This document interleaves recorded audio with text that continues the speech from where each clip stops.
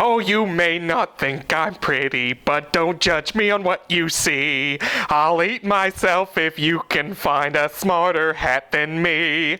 You can keep your bowlers black, your top hat sleek and tall, for I'm the Hogwarts sorting hat, and I can cap them all. Dalton, shut up. Adrian, we're sorting you. We all know I'm a Slytherin, okay? It's fine. Shut up! The only question now is who else is in the house? I hate to tell you, Adrian, but all there is in the house is another one of you.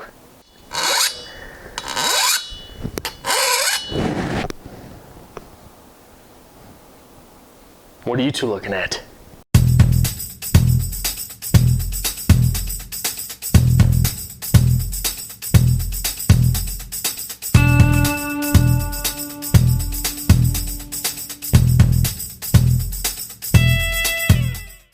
Welcome to Strip Cover Lit. I'm Adrian Fort. And I'm Dalton Gentry. And we're here for the third edition of Adrian Ruins Your Childhood. This is Adrian Reads Harry Potter, chapters 7 through 9 of Harry Potter and the Sorcerer's Stone. Adrian. Yes. How'd you feel? I didn't like it. Oh, of course you didn't like it. Well, let me say one thing. We are going to apparently be doing, what is it called, for the movies? Oh, riff tracks. A rift track. Can we do a riff track? We'll do riff tracks for the movies probably after we finish maybe each book. I'm not sure how we're going to work this out. There's no way to watch movies at my apartment. I don't have a TV and my computer does not have a disk drive, so I don't know how we're going to pull this off.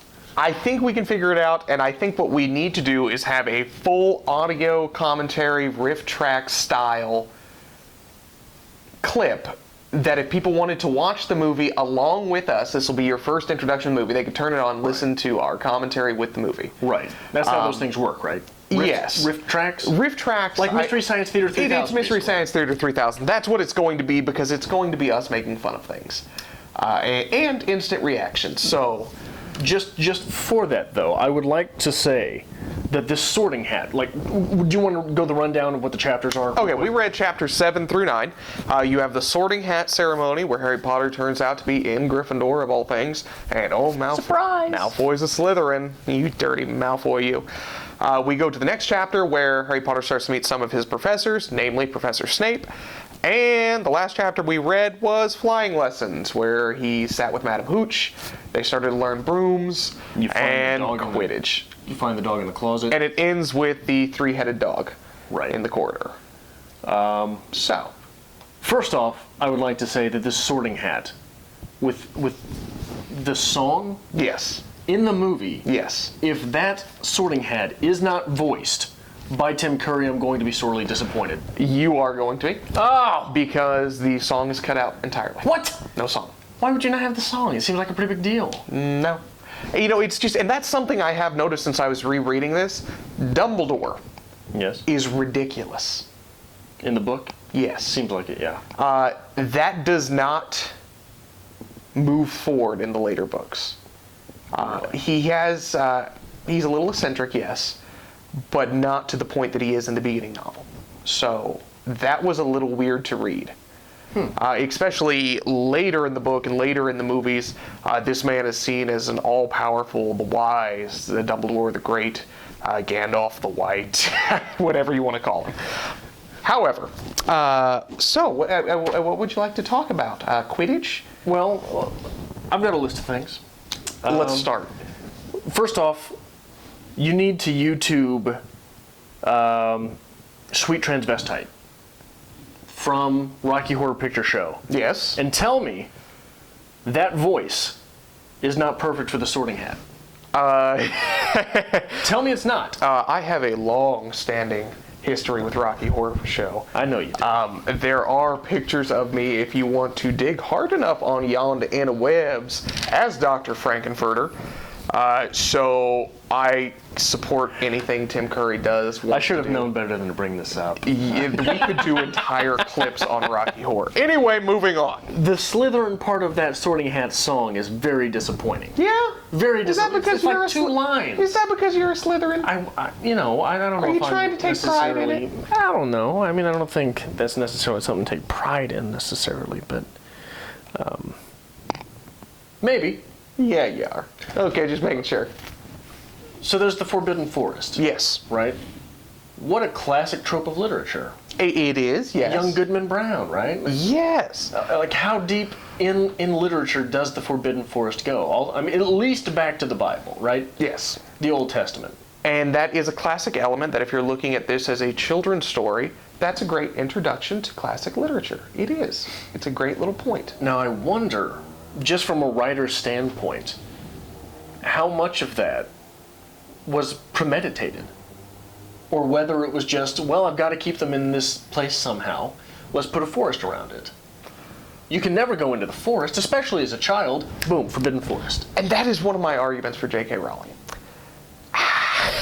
Was she just a complete oddity, exception, genius writer who just had to do a little struggling? Or in 7 novels, did she grow so much that she became a genius writer? Because there are so many elements from this first novel, which seems very juvenile, which seems... Well, I'm not saying that's juvenile. Not as... Well, I'm going to say it is. It's not as crisp, it's not as in-depth, it's not as thought-provoking as the later novels. However, everything you're reading comes back. Every little quippet, every little point has a meaning. There was a quote that you read in chapters 7, 8, or 9 that literally sums up the entirety of this story. And it was just buried in there. And it comes back in the 7th book. And it's so beautifully thought out and well done. And it's just plugged in there. This little hidden gem. Is it very short? Yes. And that's the thing. It's so well disguised, you wouldn't notice it. Is it, music, he said, wiping his eyes, a magic beyond all we do here? No. Okay. That is your setup to the plot twist for the first book. Because this is not as well thought out. So, how are you feeling about the Harry Potter universe? Are you immersed yet? Are you wanting to go play Quidditch and run around with broomsticks? No. Did you know that's a thing? No. Let me say something, I guess, on the last video real quick while I'm thinking about it. I got some heat because the wand chose him. He did not choose the wand. Correct. I am disappointed in myself because that is one of the very few things that I knew about Harry Potter coming into the series, and I already managed to screw it up. Fair enough. But I meant the owl. The owl was the big thing to me. Okay. Because that's an automatic signifier of rank, right? If we're backtracking, I screwed up and misquoted what a squib was. We should have done this to begin the video. In a blaze of fire was I corrected. So, excuse me, I'm not an authority on Harry Potter. It's been 5 years since I've read this. Let me go out on a limb and say that you are one of very few people in the world to have had a college-level course on Harry Potter. Yes. You should be an authority. No. Dalton.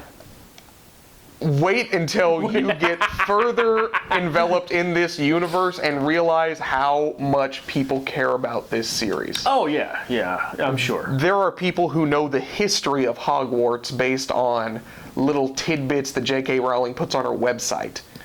It's ridiculous. I had a roommate who had, Terrible Beasts and Where to Find Them or something like that? Yeah. Yeah, that was disappointing. Was it? Here's another point. Okay. The Snape guy. Yes. I like him. I figured as much. I like him. Yeah? He reminds me of there's a quote from the great philosopher Lil Wayne. Be good or be good at it. This guy's good at it. Okay. Right? Okay. He seems to know his stuff. All right. All right. Quidditch. Quidditch. Quidditch. Sounds stupid. Okay. Don't like it. Now, I have taken the liberty to find out that within an hour of this place, where we are right now, there is a Quidditch team that competes at the U.S. level because it is an actual sport now. If you would like to go audition for the Crimson Warhawks, they're based in Lawrence, Kansas. What are you talking about? People play Quidditch. What are you talking about? This book has had such an impact on people, and this is why I've It's been like pushing polo, right? Similar. What do they go around on horses? What are these? No, Quidditch players doing? they have brooms. And they run. They carry run brooms around in on between their brooms. legs, and they run around and play Quidditch.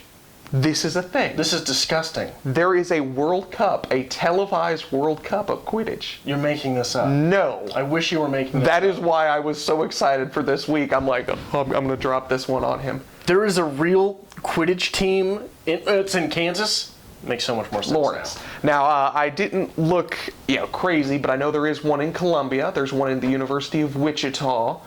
There are hundreds all over the United States. They compete at a national level. And Are there some in England? Oh, I'm sure. Absolutely. Okay, there has to be, right? I mean, it can't just be those crazy Americans. We wrote this children's book and look at them run with their brooms. We didn't write it. No. It's in English, right? Yeah, that was should I have done it with an English accent? Well, I Excuse didn't me. know who we was. Okay. Okay. So I think we go to the dollar store. We get some of those little dustpans or like metallic brooms, and we go join the Crimson. I Fox. am not doing this. I think we have to There are a audition. lot of things I would do to look stupid on YouTube. This is not one of them. I think you would make a fine beater. I don't know what that means, and I refuse to learn. There's a little quip about the broomsticks like horses. Okay. I thought that was a nice touch. Well, there you go. I thought that was a nice touch. I thought that was good. The idea of the second. It's a real thing. Normally in duels, there's also a referee. Yes. I think that's interesting to get that so simply stated from an English author. And I wonder if the English idea of dueling is different than the American idea. Because the American idea is you're at a bar, the other guy's at a bar, you get mad, he says you want to shoot each other, you say yeah, you walk outside, the whole town's watching, there's no seconds. No. There's no referees. No. Maybe it's I think English dueling comes more along the lines of a gentleman's duel. First blood. Oh, okay. Whereas the American idea is, I'm going to shoot you in the I'm gonna face. kill you. How do you feel about Neville? Hold on, I want to stick on Excuse me. I want to stick on the duel for a little bit because I have an interesting story from Andrew Jackson's life. Yes. So Andrew Jackson had a wife who had a husband before him. Mm-hmm. Not very of the times, right? And time and time again in Jackson's life, his wife was insulted because of it. And automatically, Jackson's response was always, okay, we can shoot at each other. So he challenged a guy to a duel who was basically the best shot in the West, right? And this is what made me think of it, was the ideas of a second and a referee. And the referee putting on the duel, yelled draw. So the young guy who insulted Jackson's wife pulls his gun, pop, shoots Jackson.